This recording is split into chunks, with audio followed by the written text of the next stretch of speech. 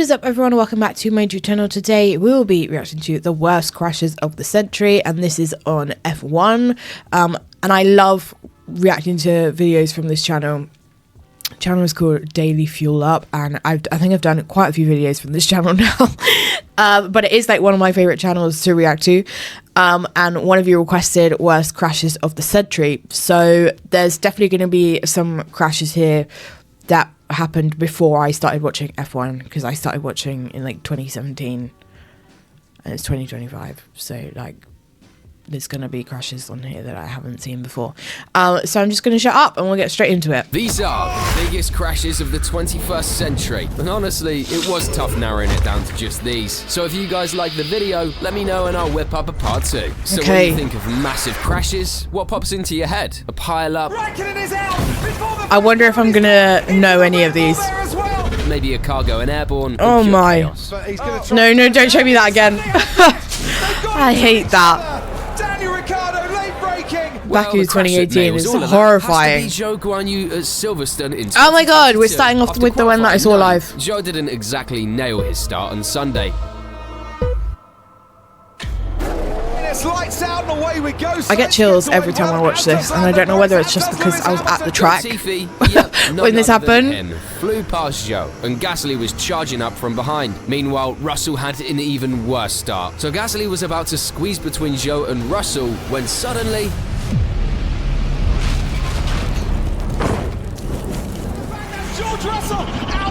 Oh my god. I can't imagine what it must have been like sitting in that grandstand though, right where he like flipped over the barrier. No words for that. Absolutely insane. And you know it's bad when other drivers jump out of their car to help.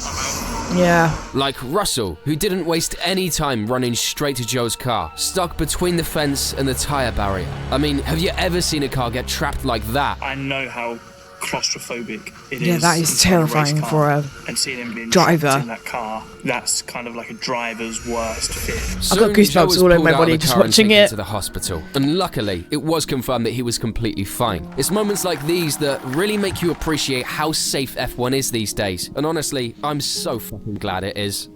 Yeah. Luckily, I was walking off after yeah, he came back to the track after like an hour. Who wasn't as lucky as just John crazy. Is Luciano Burti. Most of you probably won't know him, since the Brazilian only raced in F1 for 2 seasons over 20 years ago in 2000 and 2001. And the crash I'm about to show you isn't his only one. This guy had some of the biggest crashes, whether it was his own mistake, someone else's, or his car failing.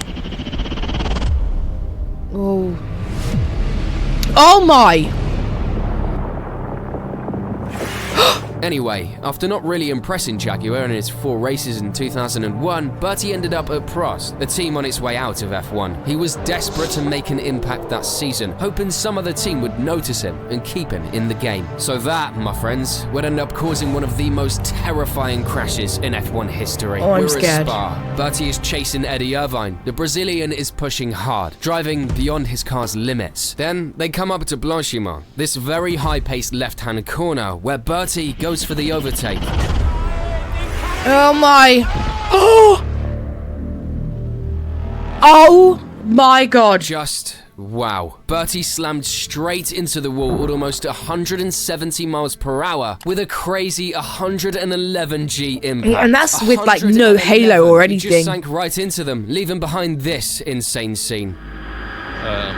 The safety car obviously is out and leading the race. Irvine quickly ran to check on him as the marshals arrived. They soon found out that Burti's helmet was cracked in the front. Yeah, you heard it right. Back then, drivers had a small hole for the drink tube, which created a serious weakness in the helmet. It was seriously scary. Burti was rushed to the hospital, where they found he had a brain hemorrhage, almost in a coma, but somehow he made it through. No way. His recovery, and even though he never raced in F1 again, he ended up becoming a test driver for someone Ferrari. watching over him that day, because bloody hell. Covering tire barriers with blankets. How have you survived that? To stop cars from sinking under them. That's a bloody miracle. Felipe Massa got to test how well those tire barrier blankets worked a few years later. I'm talking about his crash at the 2009 Hungarian GP. At the end of Q2, Massa was in 9th and could have been knocked out, but he was going all out to improve his time. But then, out of nowhere, something really weird happened.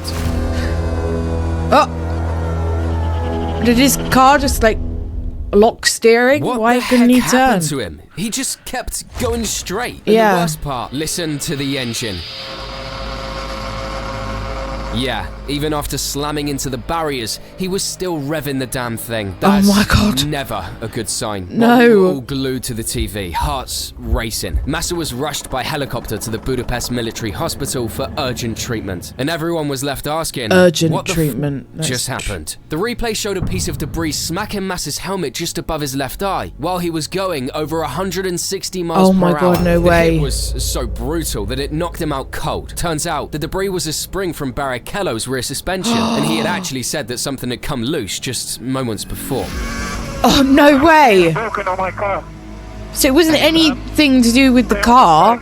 He was knocked out by some debris. Skull bone damage and a concussion. He was in hospital for 9 days straight and went through 2 surgeries. The Brazilian began a slow recovery that kept him off track for the rest of the 2009 season. Fortunately, he returned for 2010, where he scored 2 podium back in the finishes car in the after first that. 2 races of the season. But I think we can all agree that after that, I always think, like, Massa was kudos never to quite the those same. He drivers never that won get another back in the race car or had a after serious shot crashes at a like that. championship again. I'll let you decide if the accident had anything The to balls do you've with got to it. have to do that. This made F1 take a closer look at head protection for drivers, leading to things like the halo. But you know what crash really pushed that change? Is This this- one's a oh. tough one to talk about. The 2014 Japanese GP I do know what will this one always is. be remembered for one thing. Typhoon Fanfone was looming over the Japanese coast and hit I'm on gonna race cry. day, October 5th, bringing buckets of rain. The track was flooded, visibility was close to none, and chaos was guaranteed. The weather was so incredibly bad, the emergency helicopter couldn't even take off. But I mean, hey, why they still just thought, let's race. The race kicked decided off to behind the race. safety I car, will but with never zero know. visibility and no grip, they threw up the red flag after just 2 laps. About 20 minutes later, the rain calmed down a bit, and they gave it another go behind the safety car. Finally, by lap 9, the real action was on.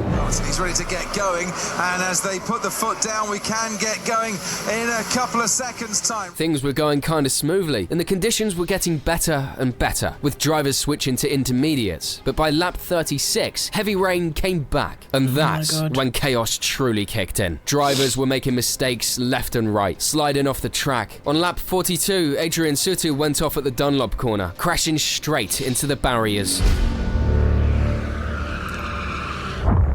now we might get a safety car. That should have been their sign Yellow flags to came stop. out, and a crane tractor, yes, a crane tractor, came out to pick up the car with some marshals. 1 lap later, Jules Bianchi went off at the same corner. That is horrifying.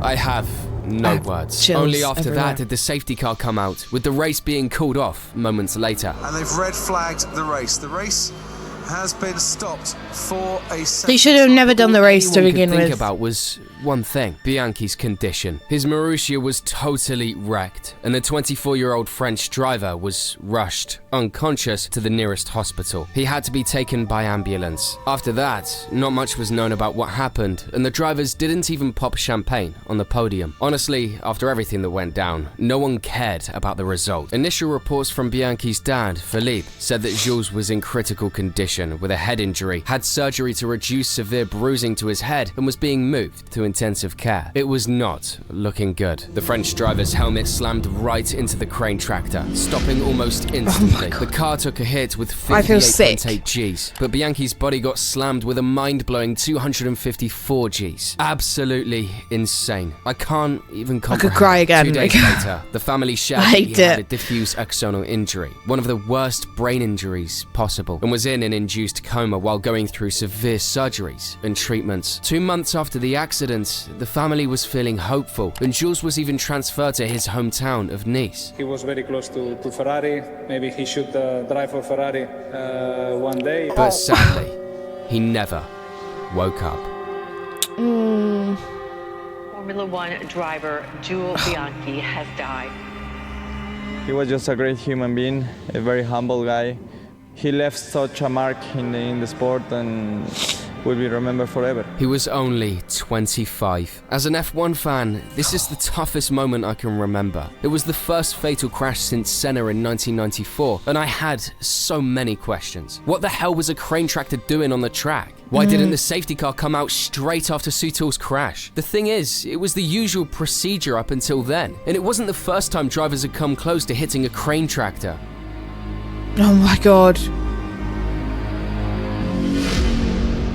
And why the f did they go ahead with the race if the emergency helicopter couldn't even take off? In F1, Yeah. things only ever change after a tragedy. But thankfully, 2014 kickstarted a lot of changes. The next season, car safety was beefed up, and they introduced the virtual safety car so drivers couldn't ever continue racing in situations like these. It was also what finally led to the Halo being introduced in 2018. Please, let's never forget about Jules and his legacy. Yeah. His godson, Charles. I'm gonna cry. His Formula One debut. Charles has a mission. The mission to do what Jules should have done. Are they going to show his crash? Charles' crash? Where the halo's like literally ripped. The grandstands he saw built now rise. Not the commentary from Monaco last year, I can't. 3 years, this fabled race. I'm going to cry again. Victory in his home race. What Charles is doing is a continuation of Jules' legacy. Rest in peace. Yeah, obviously it's going to be missed a lot. That's really sad. I don't Coincidentally, carry on. 2018 had two of the worst crashes of the last 20 years, which really put the Halo and security to the test. The first one happened in Spa, when this went down at the start. Yeah, this is Charles, isn't it? Where the tyre like goes over the halo.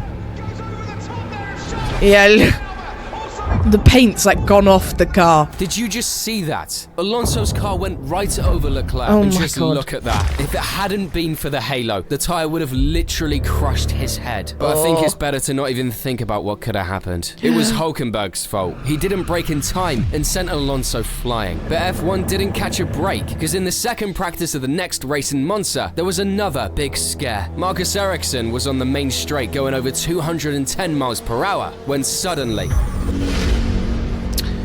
Oh my god.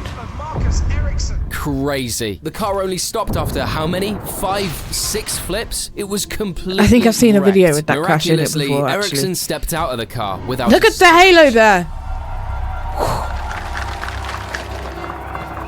And Apparently, the fact that he just walked out of the car really shows how safety has just come When along. he hit the wall and broke the suspension, one of the wheels got stuck under the car, causing it to flip. That crash reminded me of Alonso's in Australia in 2016. And yeah, I know in my worst crash of every F1 driver video, I said his biggest crash was Brazil 2003.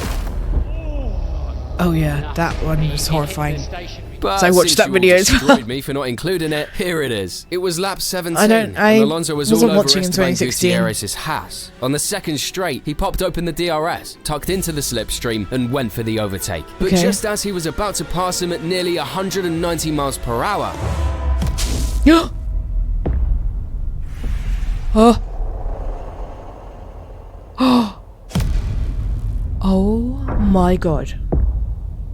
no fucking way. While Gutierrez's car ended up stuck in the gravel, Alonso's was a complete wreck, flipped upside Yeah, down, oh my debris God. everywhere. For a moment, it felt like disaster had struck again, but then... That's not a car anymore. Looks a little bit He windy, got out. a little bit shocked by that.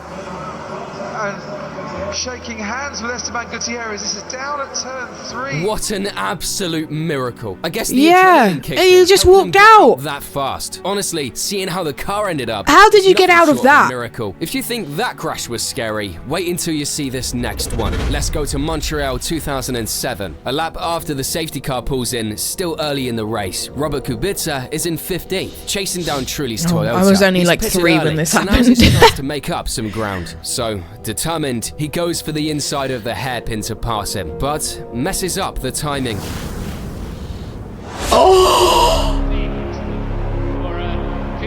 Oh my god. Look at the debris that just went everywhere. Yo!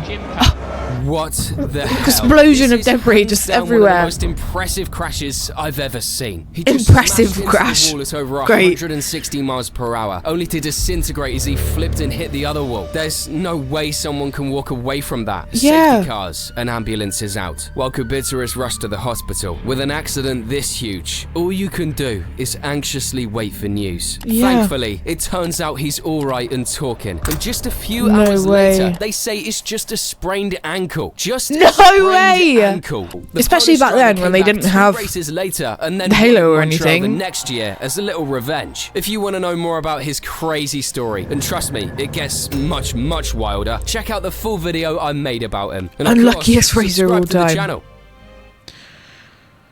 If Kubicza's crash shook us all, Mark Webber's accident in Valencia in 2010 was a close competitor. Here's the deal. The Aussie started second. It'll be third time lucky in Valencia, Right. and away we go.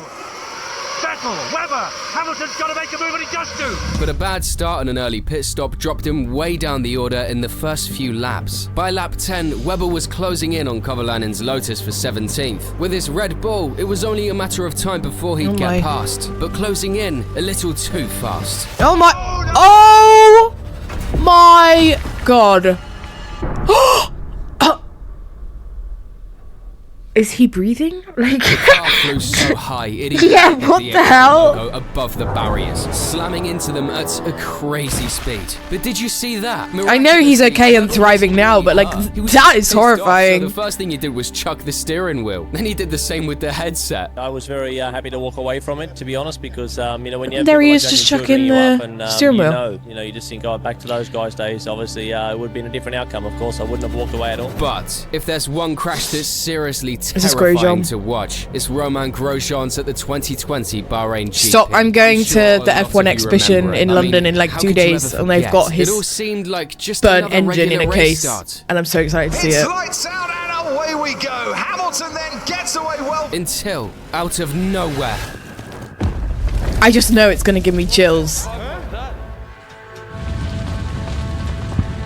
when I saw that live, my heart just stopped. We've lost another driver. Yeah, that was horrifying to watch Grosjean. live. His car was completely engulfed in flames between the barriers. The medical car got there super quick, to How? be fair, with the medical I team still and some wonder marshals how he risking walked their out lives, of that. lining up with fire extinguishers to try and help. And I've yet, got what you're goosebumps just seeing rewatching is it. real. The car got split in half. Simply terrifying. And as the seconds ticked by, hope just kept fading. I mean, who can survive something like that? But after 27 seconds in hell, There he is. Like, what?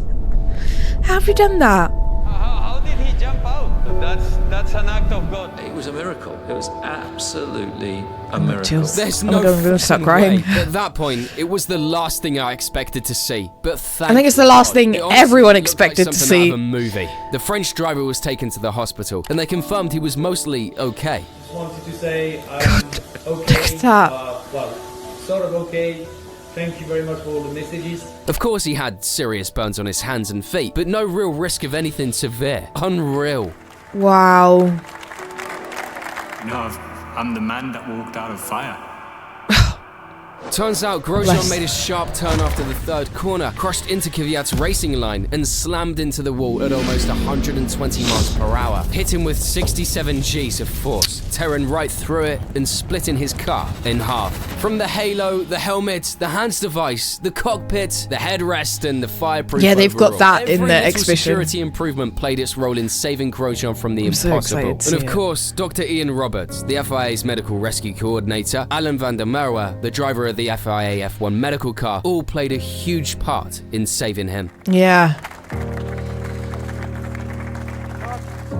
You were the man that crossed the road?